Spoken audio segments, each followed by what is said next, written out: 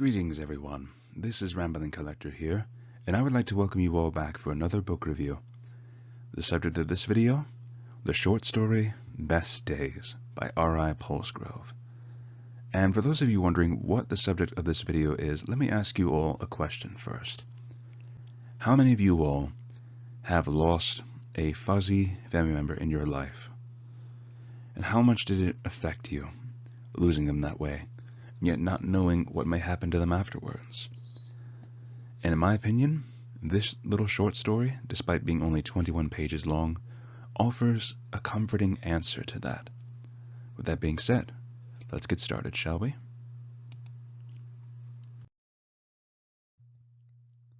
So, I feel as though Best Days offers a sad, yet comforting story for any and all animal owners, showing us what happens after a fuzzy family member passes on. Because more often than not, we are grief-stricken and just extremely distraught at wondering what may happen to them after they're long gone.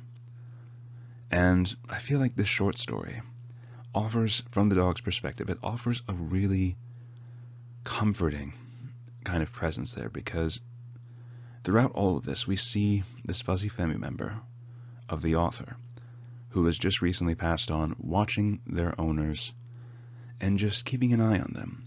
But meanwhile, the specter of death is always behind them, always ready to guide them whenever they're ready. And in my personal opinion, that's a great comfort to know that even after they've passed on, our fuzzy family members are still with us, even for a little while in spirit. And just knowing that can be comforting in its own right. But another highlight of this short story, it offers a nice callback to Grimm, one of the author's earlier stories, in which it shows that while death can be terrifying for some, more often, death can almost be a comforting figure for the recently deceased. And for those of you who are wondering, Grimm was a short story collection that the author made a while back, which shows 3 different reactions to a person meeting death, ranging from the extremely sad to just terrifying in some cases, but well-deserved.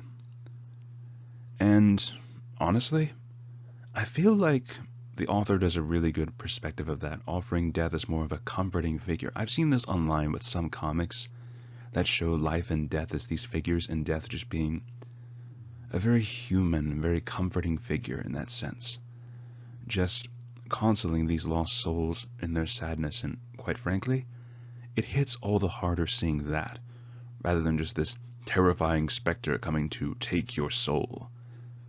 It's just that. It's just a more humane approach to saying, hey, your time has come, allow me to guide you to the other side. It's honestly a lot more relieving in that sense to know that there would be that type of figure once we pass on, especially offering as a guide to both human and animal souls.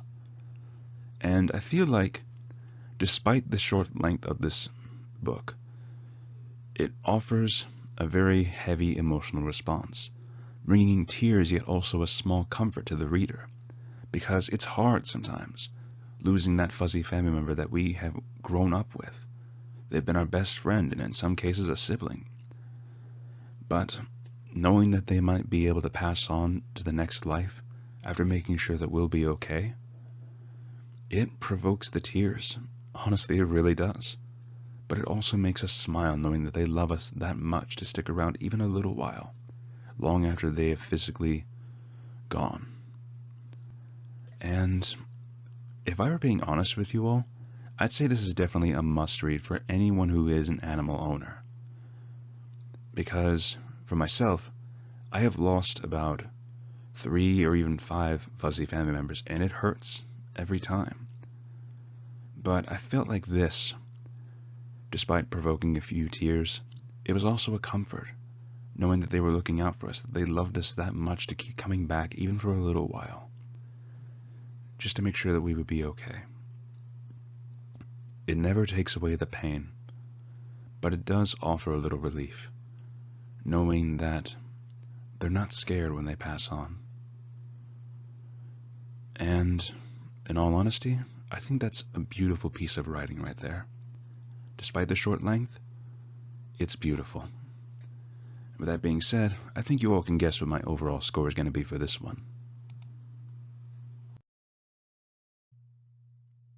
So personally, I would have to give Best Days a solid 10 out of 10. And again, if you are an animal owner and need something to kind of be a comfort to you, this is something I would recommend. You really feel for the author as they are writing this, and you feel sympathetic but also empathetic towards them, because we've all been there.